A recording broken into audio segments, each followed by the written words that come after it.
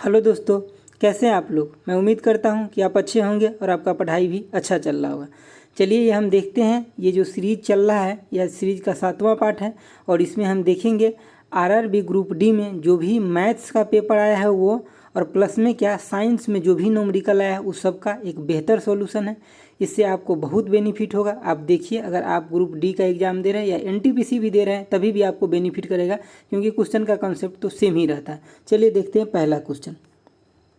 देखिए पहला क्वेश्चन क्या कर रहा है। पहला क्वेश्चन कह रहा है एक वस्तु को 500 रुपया में खरीदा गया और 850 रुपया में बेचा गया, तो लाभ प्रतिशत क्या होगा। देखिए 500 रुपया में इसका कॉस्ट प्राइस है, कोई वस्तु है उसका 500 रुपया है और बेचा कितना, सेलिंग प्राइस है उसका 850 रुपया। तो इसको बेनिफिट कितने का हुआ, 350 रुपया का। कितना पे, प्रॉफिट परसेंटेज पूछ रहा है, तो कितना पे 350 का तो इसको प्रॉफिट हुआ, लेकिन कितना पे 500 पे, क्योंकि 500 में खरीदा था। इनटू में कितना 100, इससे इसको कट कर दिए, कितना हो गया 70% का प्रॉफिट हो गया। तो ऑप्शन क्या हो जाएगा, 1 हो जाएगा। चलिए अगला क्वेश्चन देखते हैं। देखिए ये बोर्ड मास का क्वेश्चन है, आपको बोर्ड मास अच्छी तरह से आना चाहिए। BODMAS, ये एकदम आपके टिप्स पे होना चाहिए। पहले ब्रैकेट, फिर ऑफ, फिर डिवीजन, मल्टीप्लिकेशन, सब्सट्रैक्शन, उसके बाद एडिशन। तो आप देखिए यहाँ पे आपको क्या मिलेगा। अगर इस सबसे छोटा वाला ब्रैकेट का काम कीजिएगा तो आपको यहाँ पे क्या -3 मिला, ठीक है। अब इसके बाद क्या है, ये तो प्लस में, तो ये माइनस में है 3, ठीक है। इसके बाद इससे इसमें डिवाइड करेंगे तो आपको क्या मिलेगा, 2 मिलेगा, ठीक है। तो 2 - 3 तो कितना मिल गया, -1 मिला, ठीक है। अब ये पूरा ब्रैकेट जो मझला ब्रैकेट है इसके अंदर आपको -1 मिल गया और माइनस यहाँ पे भी लगा हुआ है, तो इसके मतलब ये प्लस हो जाएगा, ठीक है। तो 35 प्लस में 1 तो कितना हो गया, 36। अब आपको इस पूरे ब्रैकेट का वैल्यू 36 मिल गया। अब आपको फाइनली क्या करना है कि 108 बटा में 36 करना है। इसको काटिएगा तो कितना हो जाएगा, 3 हो जाएगा। तो यही आपका आंसर हो जाएगा, ऑप्शन नंबर 3। आगे देखिए, देखिए आगे क्या कह रहा है कि पाइप जे और के क्रमशः 15 मिनट और 20 मिनट में एक टंकी भर सकते हैं। यदि दोनों पाइप एक ही समय एक साथ खोल दिया जाए तो टंकी को भरने में कितना समय लगेगा। तो बहुत आसान क्वेश्चन है। देखिए क्या कर रहा है कि पाइप जे है वो क्या कितना देर में, 15 मिनट में, और के जो है पाइप वो कितना देर में, तो 20 मिनट में भरा। अगर हम दोनों का एलसीएम देखें तो कितना, 60 हो जाएगा। तो इसका एक मिनट में कार्य करने की क्षमता कितना हो जाएगा, तो इसमें हम 15 से डिवाइड करेंगे तो 4, और इसका कितना 3। तो ये क्या हो गया कि 1 घंटा का दोनों का काम जे प्लस में के का कितना हो गया, 7 हो गया। और टोटल काम हम कितना माने हैं, टोटल टंकी का कैपेसिटी कितना माने, 60 लीटर। तो मतलब यहाँ पे जे प्लस में के को टाइम कितना लगेगा, टाइम इजकल टू में 60 बटा में कितना 7। तो इसी को अब कितना 8 और 4 बटा में 7 लिख सकते हैं। 8 7 56 और 4 60 बटा में 7। तो आगे कितना हो जाएगा, ऑप्शन नंबर 4। नेक्स्ट क्वेश्चन देखिए क्या कह रहा है कि निम्नलिखित में से कौन सी एक परिमेय संख्या है। तो परिमेय क्या होता है,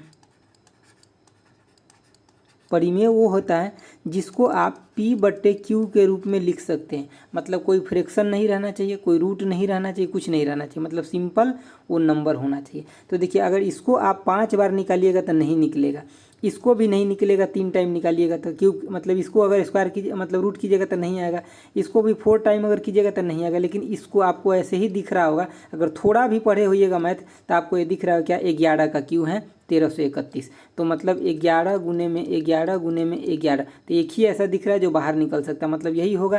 तो यहाँ पे इसका वैल्यू अगर निकालिएगा इस टर्म का तो कितना देगा आपको वैल्यू, 11 दे दिया।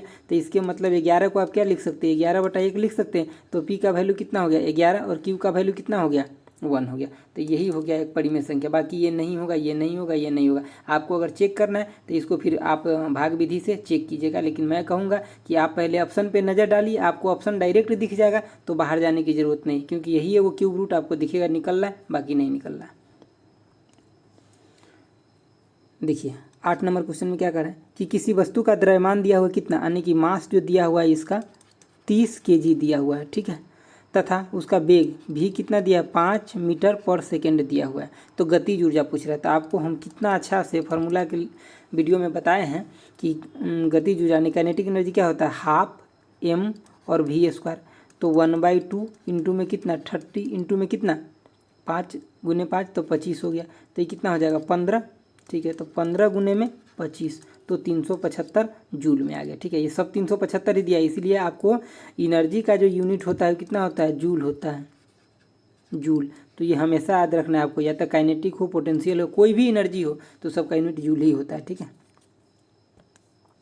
नेक्स्ट देखिए क्या पूछ रहा है, बहुत विस्तार से इस सब फार्मूला में हम आपको बताए हुए हैं। कह रहा है निम्नलिखित में से कौन सा समीकरण, ये कह रहा है स्थिति और वेग में रिलेशन दिखाता है। तो देखिए स्थिति यहाँ पे एस जो है ये पोजीशन दिखाता है कि कहाँ पे है, कितना दूरी पे है, तो स्थिति ये हो गया और वेग ये हो गया, तो इसमें रिलेशन दिखा रहा है। अब ये देखिए आपको ये भी पूछा जाता है कि न्यूटन्स का गति का जो इक्वेशन है वो कौन है, फर्स्ट, कौन सेकेंड है, कौन थर्ड। तो ये देखिए ये क्या है, फर्स्ट है, आप इसको याद रखिएगा, v equal to U plus में टी फर्स्ट है, और ये जो यहाँ पे आप देख रहे हैं सी इक्वल टू में यू टी प्लस में हाफ ए टी स्क्वायर, ये सेकेंड इक्वेशन है गति का। ये कौन सा इक्वेशन है, थर्ड इक्वेशन है। देखिए हम आपको ऐसे बता दिए थे कि इसमें क्या है, वेग एंड टाइम में रिलेशन है। अगर वेग और समय में पूछता तो ये पहला इक्वेशन होता है ये, और ये किस में पूछा है, स्थिति और वेग में पूछा है तो ये होगा। ठीक है, और ये जो दूसरा नंबर का इक्वेशन है ये किस में होता है, तो स्थिति और टाइम में पूछता, अगर स्थिति एंड समय तब ये होता। तो आपको तीनों याद रखना है। यहाँ एगो पूछा है, आपके सेट में जो क्वेश्चन आएगा हो सकता है वो चेंज हो जाए, तो आप यहाँ पे देख करके तीनों कैसे समझ भी सकते। देखिए स्थिति और वेग में यहाँ पे क्या स्थिति और टाइम में है। ठीक है, एक्सेलरेशन को आपको नहीं मान के चलना है यहाँ पे। ठीक है, और इनिशियल वेलोसिटी आपको जहाँ भी दिखता है उसको जीरो यहाँ पे कंसीडर करना है, ये चीज़ फाइंड आउट करने में, क्योंकि ये चीज़ें एक्चुअली ग्राफ पे होता है, अच्छा से समझ में आता है। मैं ग्राफ भी आगे बता दूंगा आपको किसी और लेक्चर में। ठीक है, जहाँ पेज फ्री होगा।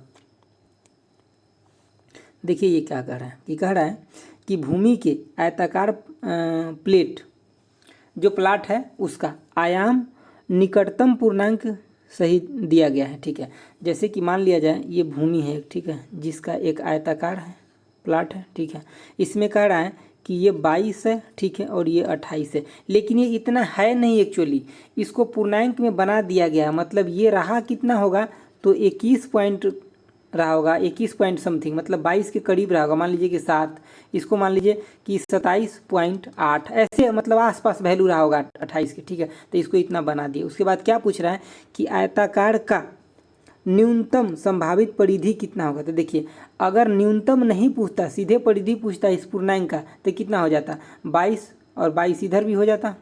ठीक है, और इधर हो जाता कितना, 28, तो 28, 22 दूना 44, और 28 दूना कितना, 56। तो आप क्या बोलते हैं सर, 100 हो जाएगा इसका परिधि। लेकिन वो नहीं पूछा है, न्यूनतम पूछा है, जबकि ये पूर्णांक में बनाया है इतना, लेकिन रहा तो कम ही होगा। तो इसके मतलब इसका परिधि कितना आएगा, 100 से थोड़ा कम आएगा, क्योंकि ये वैल्यू एग्जैक्ट 22 नहीं है और ये भी एग्जैक्ट 28 नहीं है, थोड़ा कम है। तो 100 से थोड़ा कम क्या दिख रहा है, 98। इसमें काफ़ी लोग ऑप्शन क्या, 1 लगा के हैं। इवन ये भी देख लीजिए कि ये क्वेश्चन जिसके सेट में आया है वो भी ऑप्शन 1 ही लगाया हुआ है। ठीक है, तो ऐसे चीज़ों पे ध्यान रखना है आपको, यही आपको एक्स्ट्रा मार्क्स दिलाता है। देखिए आप इस क्वेश्चन में क्या कह रहा है, कह रहा है अमित 20 चॉकलेट 40 मिनट में पैक कर देता है। अमित एक आदमी है जो कि क्या करता है, 20 चॉकलेट को कितना देर में पैक करता है, 40 मिनट में कर लेता है। ठीक है, उसके बाद क्या है कि गुणित क्या करता है कि 30 चॉकलेट को कितना देर में पैक करता है, तो 45 मिनट में पैक करता है। ठीक है, तो कह रहा है दोनों एक साथ 1 घंटे में कितना चॉकलेट पैक करेगा। तो 1 घंटा में ये कितना चॉकलेट पैक करेगा, तो देखिए ये कितना, 40 मिनट में कर रहा था 20, तो 1 मिनट में कितना करेगा। अगर मैं 1 मिनट का पूछूँ तो आप बोलिएगा 20 बटा में कितना, 40, और 60 मिनट के अगर पूछूँ तो आप बोलिएगा इसी में 60 से गुना कर दीजिए। तो इसको अगर कट कीजिएगा 60 से तो कितना हो जाएगा, यहाँ 2 और यहाँ 3 हो जाएगा, अभी फिर 2 से 2 कट जाएगा, तो यहाँ पे कितना आ जाएगा, 30। ठीक है, अब इसको अगर बात करूँ मैं तो यहाँ 45 मिनट में 30 है, तो 1 मिनट में अगर मैं बात करूँगा तो आप क्या बोलिएगा कि 30 बटा में 45। ठीक है, इतना चॉकलेट पैक करेगा। अगर मैं 60 मिनट में बोलूँ तो आप क्या बोलिएगा, इसमें 60 से गुना कर दीजिए। तो इसको अगर कट कीजिएगा तो कितना हो जाएगा, यहाँ पे 3 और यहाँ पे 4, इस 3 से इसको कट कर दीजिए तो ये कितना हो गया, 4, यानी कि 4 से 10 में गुना होगा तो कितना, 40। अब देख लीजिए यहाँ पे 30 ये कर रहा है और 40 ये, मतलब कितना, 70 चॉकलेट 1 घंटा में पैक हो जाएगा। चलिए आगे बढ़ते हैं। अब देखिए यहाँ पे ये क्वेश्चन आ गया। इस क्वेश्चन को काफ़ी लोग इक्वेशन से करेंगे और मैं सजेस्ट क्या करूँगा कि बिना इक्वेशन के करिएगा। तो 5 सेकंड में आंसर लाइए, इक्वेशन से करके आप 2 मिनट में भी आंसर लाइएगा या नहीं लाइएगा गारंटी नहीं। देखिए ये कह रहा है कि 9 पेन और 5 पेंसिल का कीमत 154 रुपया दिया है हम, ठीक है। पेन का मान लेते हैं 100, ठीक है 100 रुपया, और पेंसिल का क्या मान ले, y रुपया मान लेते हैं, ठीक है। ऐसे ही तो इक्वेशन बनाते हैं। उसके बाद आगे क्या कह रहा है कि 13 पेन और 7 पेंसिल की कीमत 222 रुपया है। तो एक पेन और एक पेंसिल का कीमत निकालने के लिए कह रहा है। तो पहला तो आपका क्या निकालिएगा, कैसे कि 9x प्लस में कितना 5y, यानी कि ये हो गया पेन और ये पेंसिल का हो गया, और ये एक का इतना दाम है तो मतलब 100 का तो इतना दाम हो जाएगा, इसके इतना, तो ये कितना दे रहा है 154। दूसरा इक्वेशन अब क्या लिखिएगा कि 13x प्लस में कितना 7y, साथी है ना, हाँ 7y इक्वल टू में कितना 222 है। अब आप क्या कीजिए, दोनों इक्वेशन को जोड़ घटाव कर करके x एंड y का वैल्यू निकालिए, यही आपका क्या हो जाएगा पेन पेंसिल हो जाएगा। दूसरा क्या है एकदम शॉर्टकट, इसको दिखाते हूँ मैं। देखिए मान लीजिए कि हम पहला ऑप्शन उठाते हैं, हम डायरेक्ट दूसरा से नहीं बता रहे, पहला ऑप्शन उठाते हैं। पेन कितना यहाँ दिया हुआ, पेन का कीमत कितना दिया है 15, और पेंसिल का कितना दिया है 3। तो 15 अगर 9 पेन है तो 9 पेन को अगर 15 से गुना करेंगे तो कितना हो जाएगा 35, 135। तो 135 रुपया पेन से मिल गया। और पेंसिल कितना है 3 और 5 रुपये का एगो है, तो कितना 5 दिया 15, तो इसको जोड़ेंगे तो कितना हुआ 150। लेकिन यहाँ दिया कितना इसका कीमत 154, मतलब ऑप्शन 1 नहीं होगा, खत्म हो गया कहानी। अब दूसरे में आते हैं। दूसरे में पेन का कीमत कितना दिया है यहाँ 16, और 9 गो पेन है तो 16 नमा कितना 144, प्लस में कितना 2 गो पेंसिल ले रहा है, पेंसिल कितने के है 5 का, तो 10 हो गया। तो ये कितना आ गया 154 आ गया। तो यही तो इक्वेशन को सेटिस्फाइड कर गया, तो यहाँ पे हो गया। मतलब रेलवे के ग्रुप डी में मैं जितना भी पेपर कराया है उसमें एक चीज़ देखा हूँ कि 10 से 15% पेपर ऐसा है कि अगर आप ऑप्शन पे नज़र डालते हैं तो 5 सेकंड में कर लीजिएगा, अगर आप ऑप्शन पे नज़र नहीं डालते हैं तो आप 2 मिनट में कीजिएगा। आप देखिए इसको पहले आपको क्या क्या गुना करके इसको निकालना पड़ेगा, ठीक है, जबकि ऑप्शन से कितना आसान है। तो आप इस चीज़ को ज़्यादा फोकस कीजिए ताकि आपको टाइम ही बचेगा, एक्यूरेसी भी 100% रहेगा, ठीक है।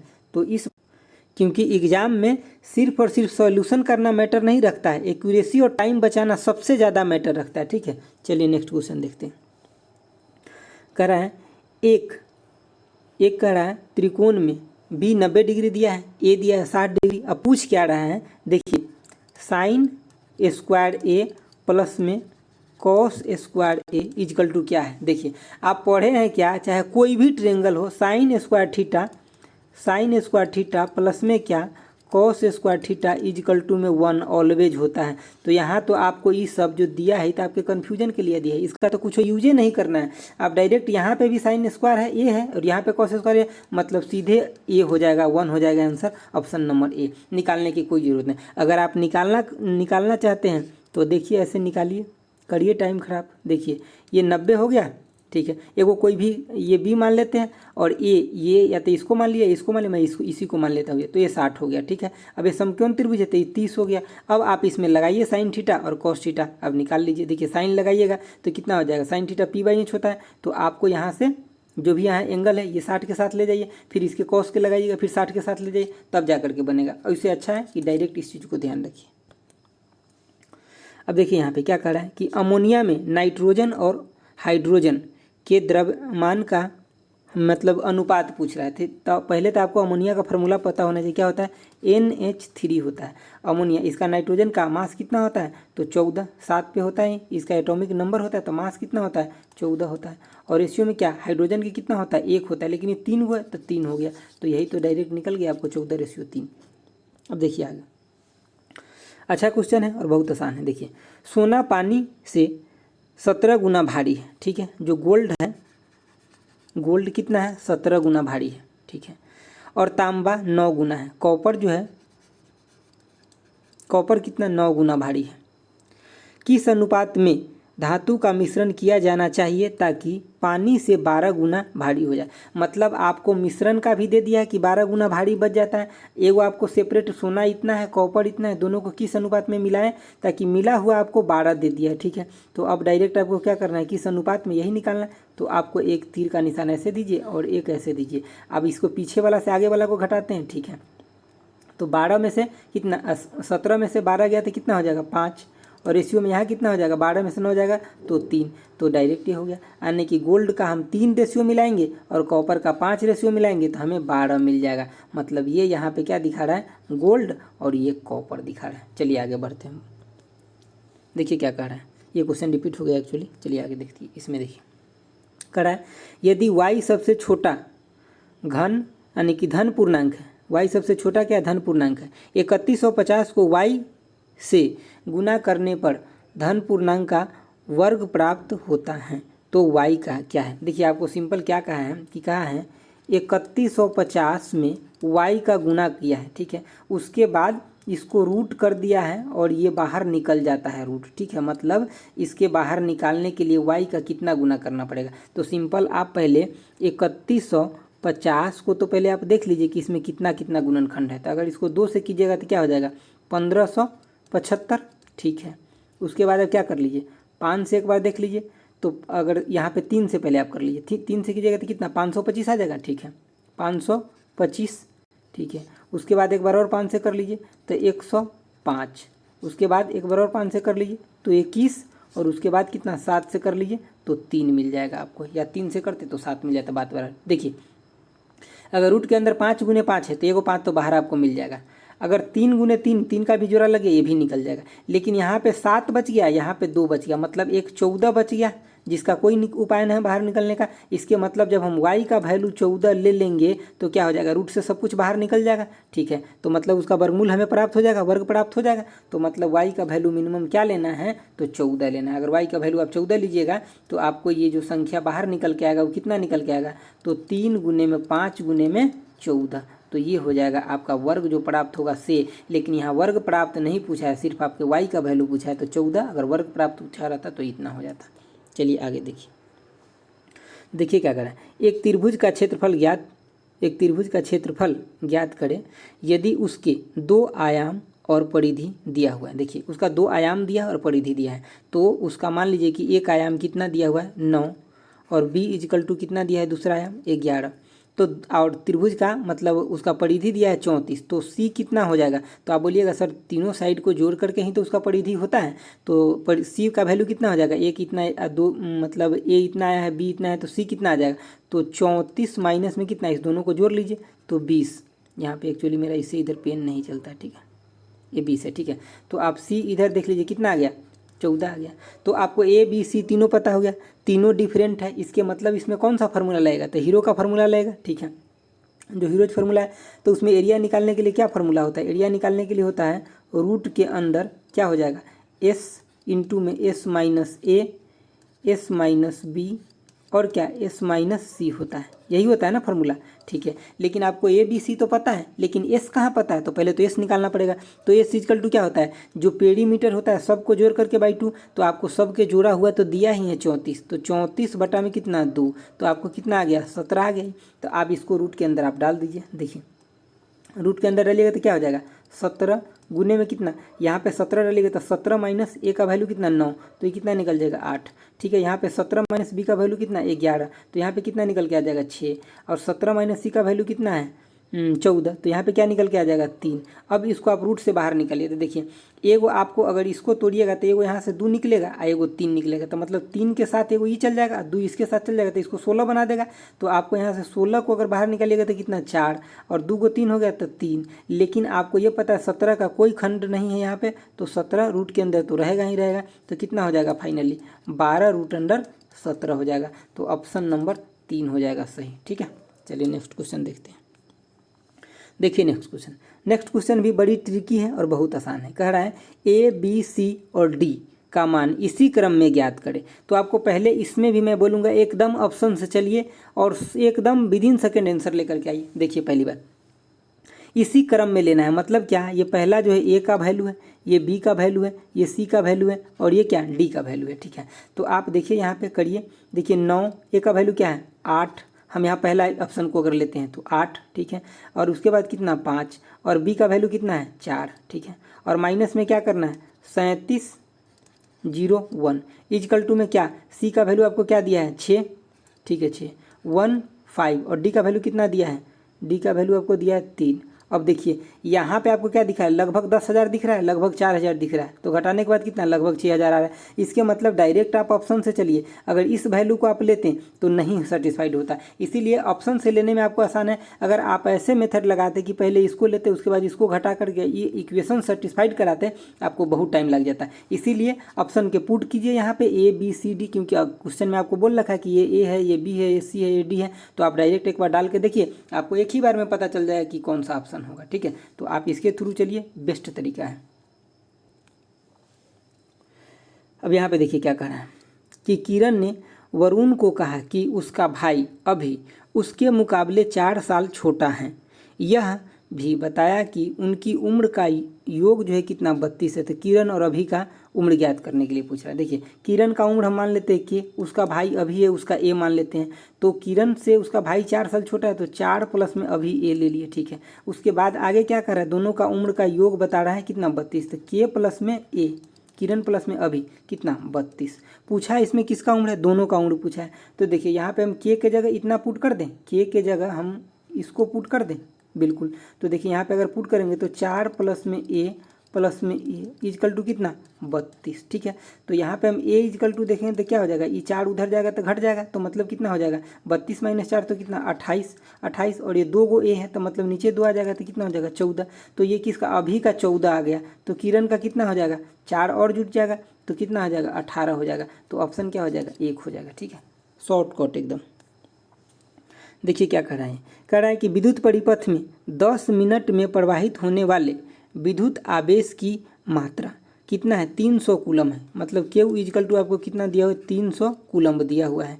इलेक्ट्रिक बल्ब के फिलामेंट द्वारा उपयोग की गई विद्युत धारा, टाइम कितना दिया हुआ है, तो टाइम दिया आपको 10 मिनट, मतलब इसमें 60 से गुना कर लीजिए, ये सेकेंड में आ जाएगा। आपको क्या बताएं हम, Q इजकल टू में IT। जितना फार्मूला मैं बताया हूँ उस फार्मूला वाले वीडियो में, उससे बाहर एक भी नहीं न्यूमेरिकल है। अगर आप नहीं देखें तो उसको ज़रूर देखिए।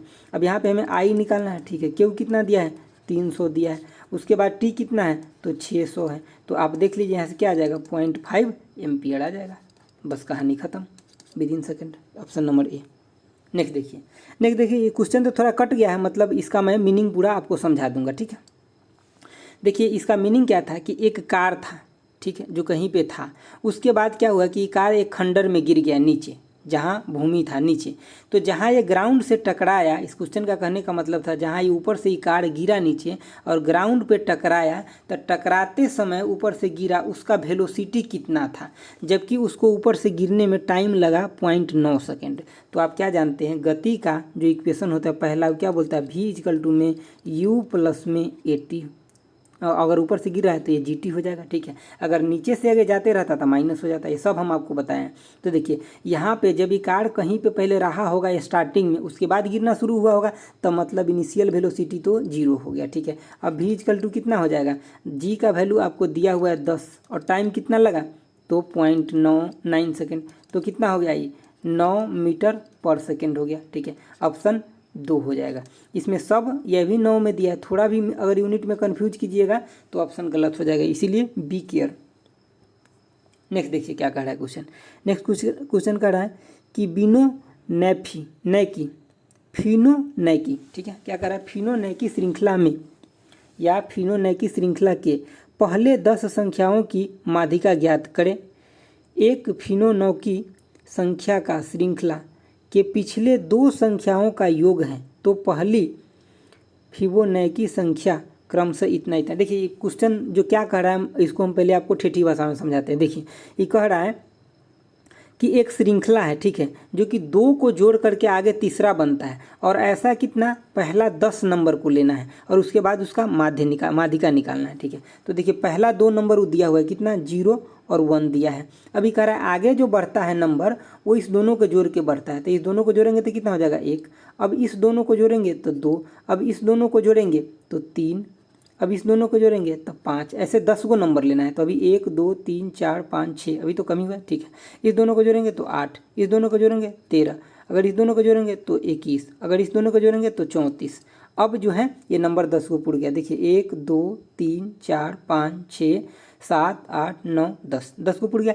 तो इसका माध्यिका आप कैसे निकालते हैं, जो टर्म बीच में आता है, तो ये कैसा है, इवेन सीरीज है, मतलब सम है, तो आपको 4 को इधर से छोड़ देना है, 4 को इधर से छोड़ देना, ये दोनों नंबर बीच में, तो क्या करते हैं इसको जोड़ देते हैं, उसके बाद 2 करते हैं, तो 3 + में 5/2, तो कितना हो गया 8/2, तो कितना 4 हो गया। यही ये क्वेश्चन कह रहा था, ठीक है।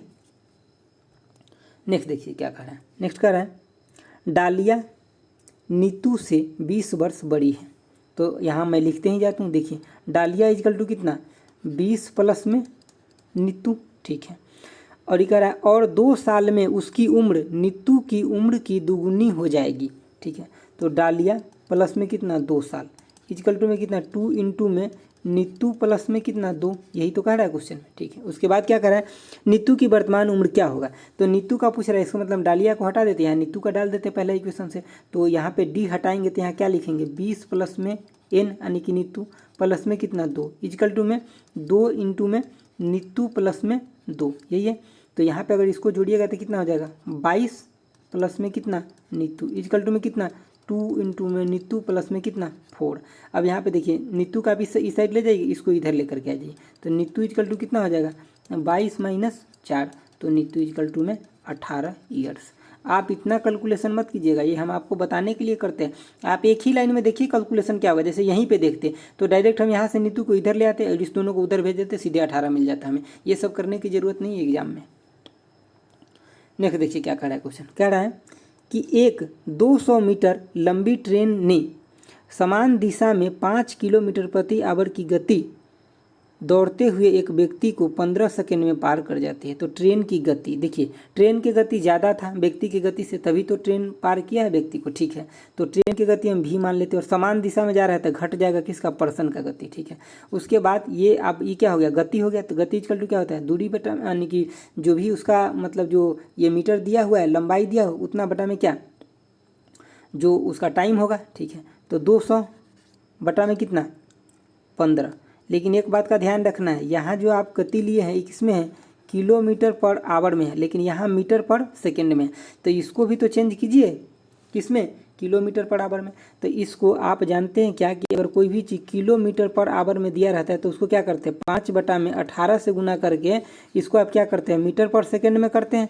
तो यहाँ तो मीटर पर सेकंड में है ही है, इसको किलोमीटर पर आवर में करना है, तो इसको आप क्या कीजिएगा 18/5 से कीजिएगा गुना, ठीक है। तो आप यहाँ देखिए v माइनस कितना 5 इजकल टू में इसको कट कीजिएगा तो कितना हो जाएगा 3 से 5 और 3 से कितना 6, और यहाँ पे 25 हो गया। अभी 25 से इसको कट करिए तो कितना हो जाएगा ये हो जाएगा 4, तो 4 दूना 8 और 8 6 कितना 48।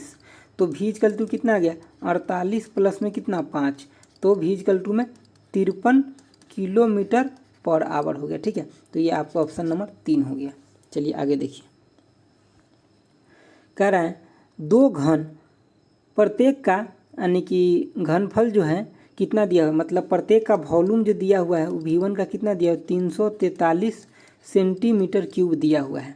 उनके किनारों को एक दूसरे से जोड़ दिया जाता है तो परिणाम स्वरूप घनाभ का मतलब घनफल कितना हो जाएगा। देखिए सिंपल बात है, पहली बात तो क्या है कि एक घन है, ठीक है। मान लो कि मैं एक रफ घन ले लेता हूँ, ठीक है, कि ये एक घन जैसे दिख रहा है, ठीक है। और एक और घन इसमें क्या कर रहे हैं कि जोड़ रहे हैं, एक और घन क्या कर रहे हैं जोड़ रहे हैं, ठीक है।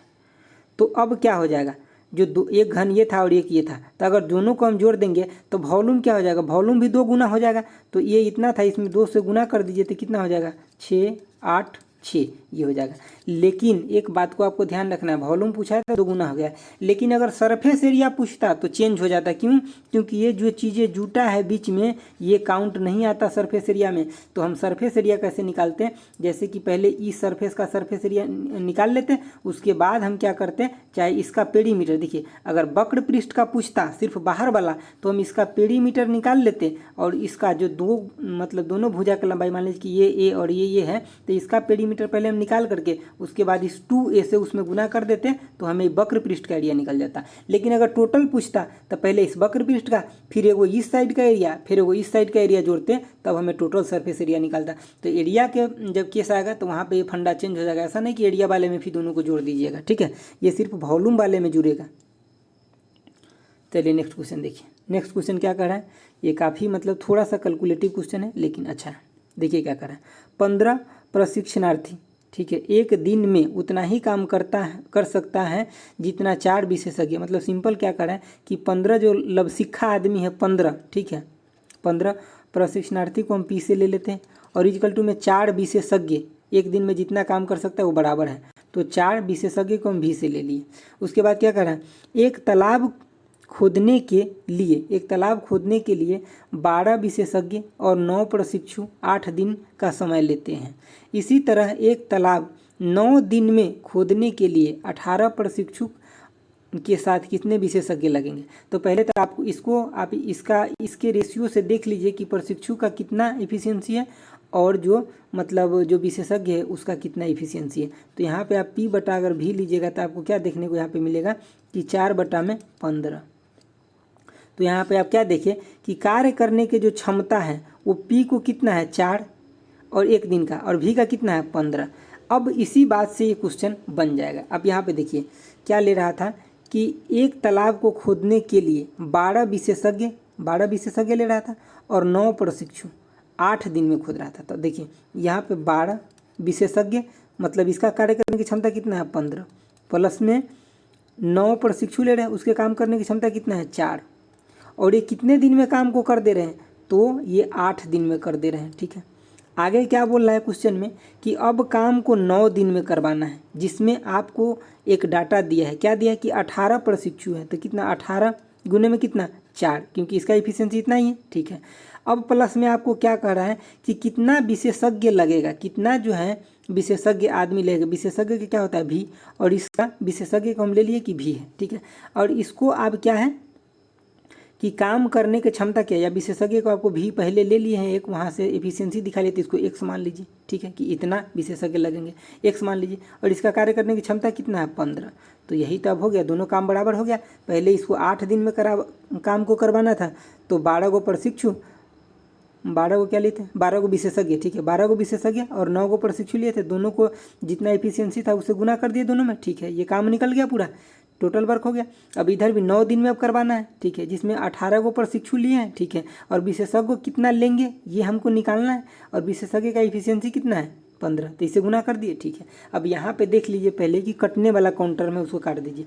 यहाँ पे 9 है, देखिए इस 9 को हम कैसे काट देंगे, यहाँ पे हमें 9 मिल गया। ठीक है, और यहाँ पे हमें 3 एक यहाँ से मिल जाएगा और एगो 3 यहाँ से मिल जाएगा, तो मतलब ये भी 9 कट जाएगा। ठीक है, अब यहाँ पे आपके पास बच क्या गया, यहाँ से 12 में से वो 3 निकालिए, 15 में से भी 3 निकालिए, तो यहाँ पे वो 4 और एगो 5 बच गया। तो मतलब आपको क्या बचा 8 गुने में कितना 20, प्लस में यहाँ कितना 4।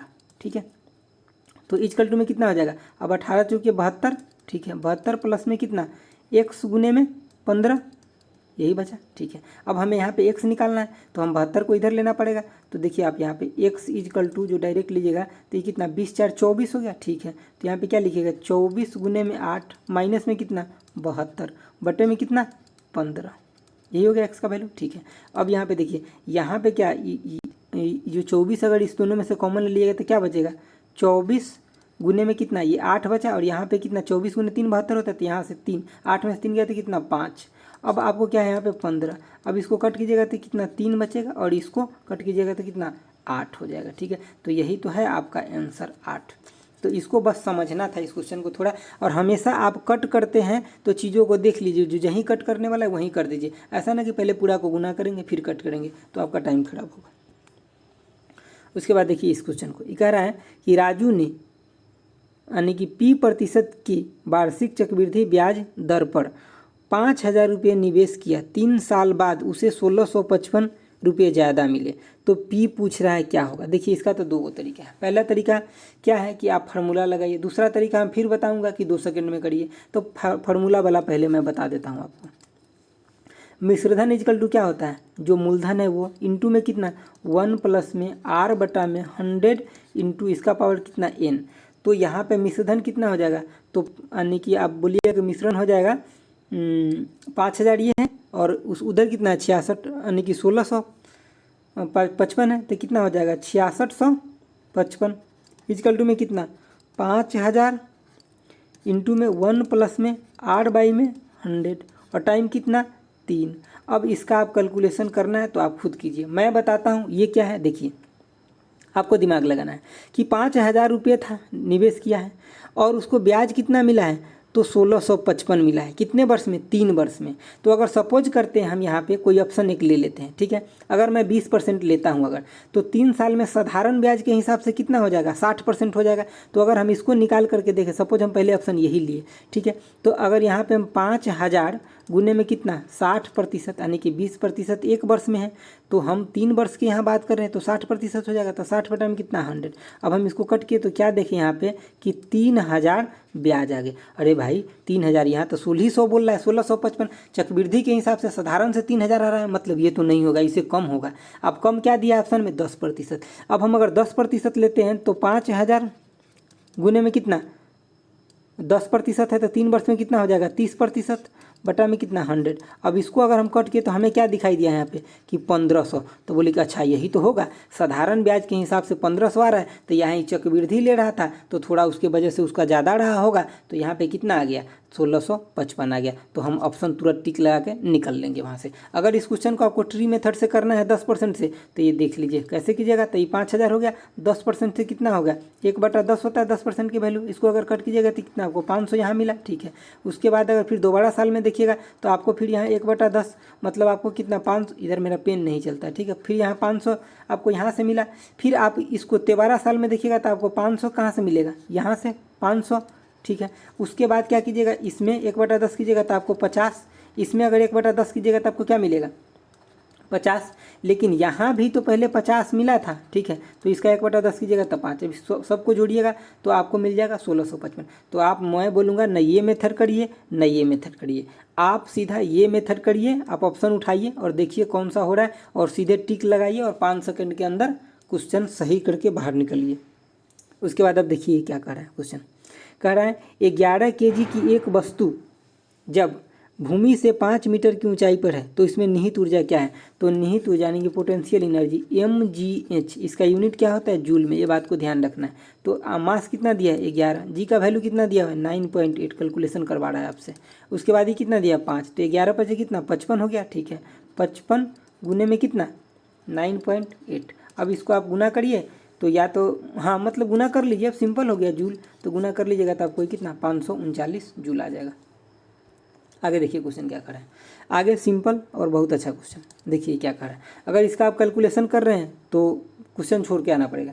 अगर आप जान रहे हैं सही तरीका, मतलब सही तरीका तो इसका 1 सेकंड में आपको जान रहे तो 2 हो जाएगा, लेकिन मैं बता देता हूँ कि सही तरीका है क्या, ये कहाँ से आया हुआ है। तो देखिए a प्लस में b का अगर आप होल स्क्वायर लिखिएगा तो क्या लिखिएगा कि a स्क्वायर प्लस में b स्क्वायर प्लस में कितना 2ab, ठीक है। और a माइनस बी का अगर होल स्क्वायर की अगर बात करें तो क्या लिखिएगा a स्क्वायर प्लस में b स्क्वायर माइनस में 2ab। अब इसको अगर आप जोड़ते हैं, ठीक है, इसको जोड़ते हैं तो आप क्या लिखिएगा a प्लस में b का होल स्क्वायर प्लस में क्या a माइनस बी का क्या होल स्क्वायर इजिकल टू में क्या। आप देखिएगा कि अगर जोड़िएगा तो इससे ये कट जाएगा, तो मतलब यहाँ पे आपको a स्क्वायर बी स्क्वायर का मतलब 2a स्क्वायर और प्लस में कितना b स्क्वायर आ रहा है। अगर आप इसको उठा करके नीचे लेकर के यहाँ पे आ जाइए, यहाँ पे लेकर के आ जाइए, मतलब a स्क्वायर प्लस में b स्क्वायर, तो आपको अब यहाँ पे ये खत्म हो गया तो आपको क्या बच गया 2 बच गया। तो यही चीज़ तो यहाँ पे दिया हुआ है। देखिए जैसे कि इसको आप मान लीजिए क्या a मान लीजिए इसको, और इसको क्या मान लीजिए b। तो अब क्या देखिए a प्लस में b का होल स्क्वायर, फिर क्या देखिए a माइनस बी का होल स्क्वायर, और या a इसको माने तो ये कितना हो जाएगा a स्क्वायर, और b इसको माने तो क्या हो जाएगा b स्क्वायर। तो यही चीज़ तो दिया है a प्लस बी के whole square, a minus B के होल स्क्वायर, और उसके बटे में क्या दिया हुआ है, बटे में दिया हुआ है कि a स्क्वायर प्लस में b स्क्वायर इक्वल टू कितना 2। तो एक ही बार में डायरेक्ट आपको ये आ जाएगा। चलिए आगे देखिए इस क्वेश्चन को मैं समझा देता हूँ अच्छे से, आपको कैलकुलेशन खुद करना पड़ेगा क्योंकि आरआरबी इसका आंसर सही नहीं दिया, इसी वजह से डिलीट किया गया है क्वेश्चन। लेकिन क्वेश्चन बहुत वीआईपी है, एसएससी लेवल का क्वेश्चन है। देखिए क्या कह रहा है कि 3 सेंटीमीटर मोटी एक लकड़ी से बिना ढक्कन का एक बॉक्स बनाया गया, मतलब एक बॉक्स बनाया गया जिसके ऊपर ढक्कन नहीं बनाया गया, ठीक है, जिसकी बाहरी लंबाई चौड़ाई और ऊंचाई दिया गया है। उसका लंबाई इतना, चौड़ाई इतना और ऊंचाई इतना दिया गया है। यदि इसके बाहरी और अंदर की दीवार का क्षेत्रफल 75 पैसे प्रति वर्ग सेंटीमीटर की दर से रंगवाया जाए तो रंगाई का कुल खर्च कितना होगा। देखिए पहली बात क्या, एक बॉक्स है, मैं भी यहाँ पे एक बॉक्स बना देता हूँ। अब देखिए एक बॉक्स है, ठीक है, बॉक्स। इस बॉक्स को थोड़ा सा मोटाई दे देता हूँ ताकि आपको लगे कि जो काम है वो सही है। अब इस बॉक्स को ऊपर से ओपन है, आपको मान लेना है कि ये बॉक्स जो है ऊपर से ओपन है, ठीक है, ये बॉक्स है। अब इस बॉक्स का जो लंबाई ऊपर का दिया मतलब लंबाई कितना दिया हुआ, ये लंबाई दिया हुआ 80, ठीक है। ये चौड़ाई ये दिया हुआ है, ये कितना दिया हुआ है 60, और ये हाइट जो दिया हुआ है कितना दिया हुआ है 40, ठीक है। और इसका मोटाई जो खुद का ये जो पटरी लगा हुआ है खुद का 3 सेंटीमीटर। तो देखिए बाहर का जो एरिया की अगर आप बात कीजिएगा तो क्या एगो ऊपर तो है नहीं, खाली है, तो मतलब आपको एगो ई फ्लैट का एरिया लेना पड़ेगा, एगो इसका, एगो जो इस आपको फ्रंट में दिख रहा है उसका, एगो फिर बैक में दिख रहा है उसका, एगो नीचे वाला का। तो आपको बाहरी सरफेस का एरिया कितना हो जाएगा, तो आप बोलिएगा अगर नीचे वाला का लेंगे तो 80 गुने में 60, ठीक है, 80 गुने में 60 प्लस में इस साइड वाला का लेंगे, इस साइड वाला का, तो ये कितना है 60 गुने में 40, एगो इस साइड वाला भी सेम हो जाएगा, तो 2 इंटू में 60 गुने में कितना 40 प्लस में कितना हो जाएगा। आप फ्रंट वाला देखिए, फ्रंट वाला कितना हो जाएगा 80 गुने में 40, तो ये भी एगो फ्रंट एगो बैक है, तो 2 इंटू में 80 गुने में कितना 40, ठीक है। तो अब देखिए ये तो हो गया किसका एरिया हो गया, सिर्फ बाहरी वाला का।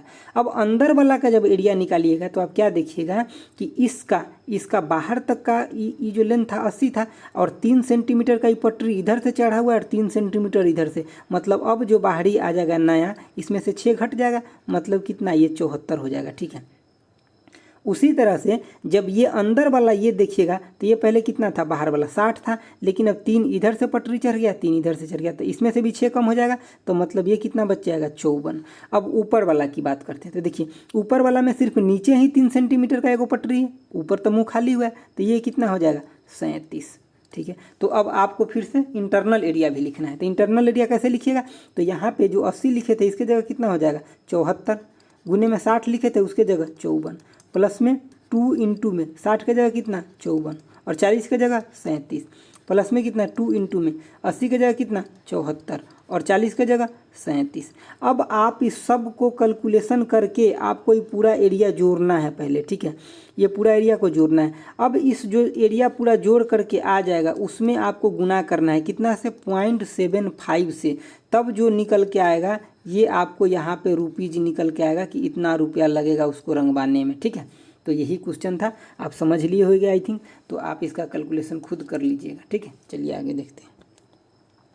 देखिए आगे क्या कह रहा है, आगे कह रहा है कि 1 से 10 के बीच एक संख्या ज्ञात करें जो निम्नलिखित संख्याओं का गुणज हो।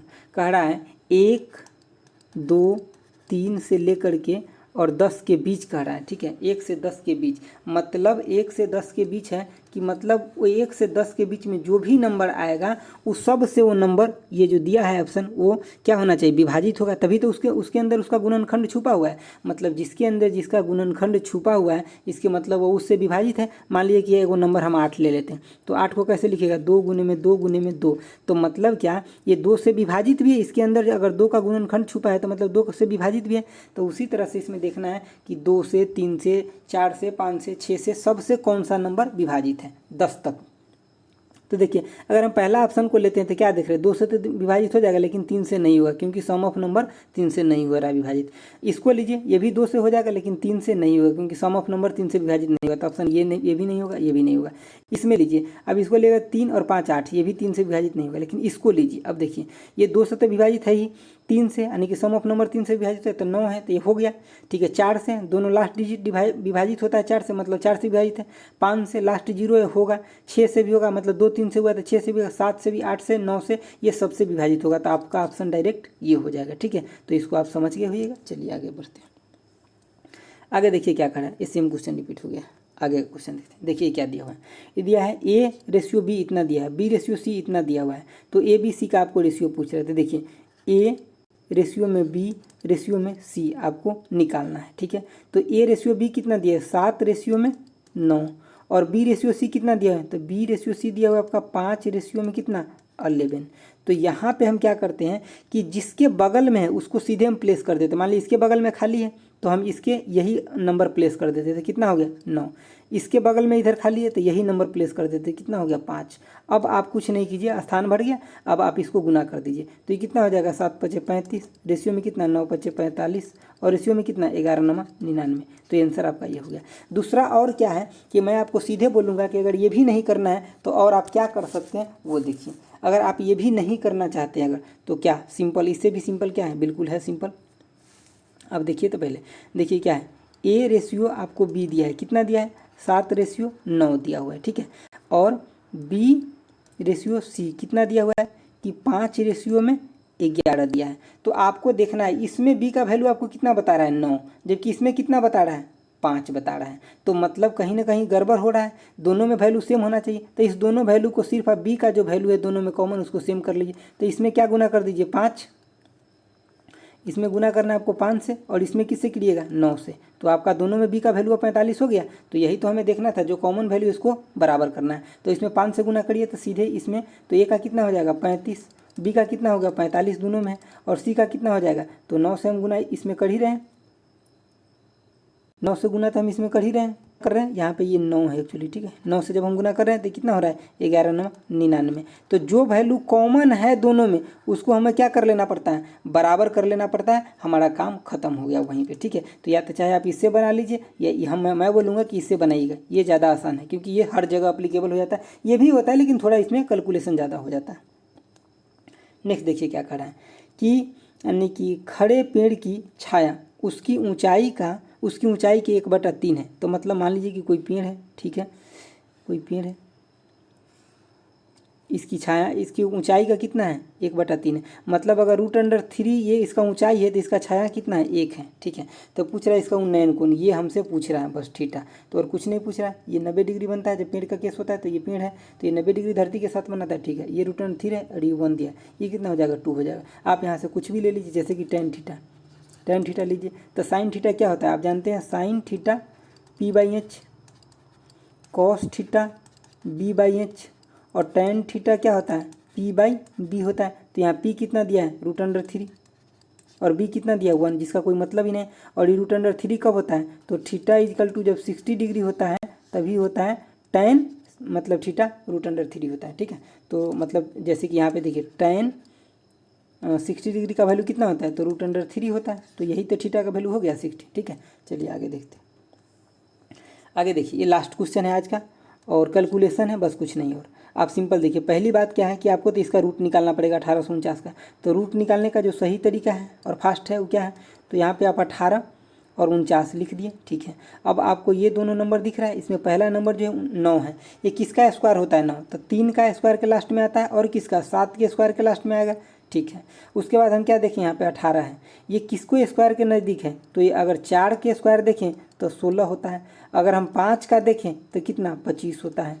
तो ये 4 और 5 के स्क्वायर के बीच में है 18, ठीक है। तो यहाँ से तो हमेशा हमें छोटा ही लेना पड़ता है, ठीक है, छोटा तो मतलब 4 ले लिए, और यहाँ से कौन नंबर लेना है ये यहाँ से डिसाइड होगा। तो देखिए ये 18 है, किसके स्क्वायर के नज़दीक है, 4 के स्क्वायर के नज़दीक है कि 5 के स्क्वायर के नज़दीक है, तो आप बोलिएगा ये 4 के स्क्वायर के नज़दीक है, 16 के नज़दीक है। तो यहाँ से जिसके स्क्वायर के नज़दीक हो, मतलब छोटा वाला के स्क्वायर के नज़दीक है, तो हम यहाँ से कौन नंबर लेंगे, छोटा वाला लेंगे, तो 3 हो जाएगा। अगर ये बड़ा वाला के स्क्वायर के नज़दीक रहता तो हम यहाँ से बड़ा वाला लेते, तो हमें यहाँ से 43 तो निकल गया, ठीक है। अब हम यहाँ पे क्या करें कि हमें क्या √x = क्या देखने को मिल गया कि 2451 बटा में कितना 43। अगर इसको कट करेंगे तो 43 से अगर हम 5 मरतबे देंगे पहले तो कितना हो जाएगा, 5 मरतबे अगर हम इसको देंगे तो हमें 40 पंचे 100 और 40 पंचे 200 और 5 कितना 15, तो 215 हो गया। तो हमें यहाँ से 30 मिल गया, तो 30 और 1 तो कितना 301 हो गया। अब ये कितना मतलब 43 से कितना 7 मरतबे लगे 57 हो गया। तो अब यहाँ पे कितना √x बचा हुआ है, तो x का वैल्यू कितना हो जाएगा 57 का हमें स्क्वायर करना पड़ेगा, ठीक है। 57 का स्क्वायर कैसे करें, तो पहले क्या हम बताए थे आपको, पीछे वाले लेक्चर में ही बताए थे कि पहले 7 का स्क्वायर कीजिए, कितना हो गया 7 से 49 के 9, हाथ में कितना 4। अब इस तीनों का गुना कर दीजिए, तो कितना 4 आपके पास अभी कैरी बचा हुआ, इसको ध्यान रखना है, ठीक है। तो इसको अगर आप गुना कीजिएगा तो कितना हो जाएगा 7 × 5 = 35, अब 35 दूना कितना 70, 70 और 4 74 के कितना 4, आपके पास कैरी कितना बच गया 7। अब इसका स्क्वायर कर दीजिए लास्ट वाला का, तो लास्ट वाला कितना 25 हो गया, 25 और 7 कितना 32। तो यही आपका आंसर निकल करके आ गया। ठीक है, तो ये लास्ट था, इसमें सिर्फ कैलकुलेशन था, ये लास्ट क्वेश्चन था। आपको ये वीडियो कैसा लगा आप ज़रूर बताइएगा। मैं हमेशा आपको बोलता हूँ कि बहुत ज़्यादा कैलकुलेशन पे ध्यान मत रखिए, आपको पीएचडी नहीं करना है इसमें, आपको मैथ अच्छे से एग्जाम में बना के आना है। इसके लिए आपको टिक्स ट्रिप्स सब कुछ आना चाहिए और आप मेरे साथ जुड़े रहिए, आपको सब कुछ कंठस्थ करा दूंगा, आपको बेहतर नंबर आएगा मैथ में। आप मेरे साथ पढ़ते रहिए। तो कैसा लगा आपको ये वीडियो आप ज़रूर बताइएगा। Thanks for watching. Okay bye, जय हिंद।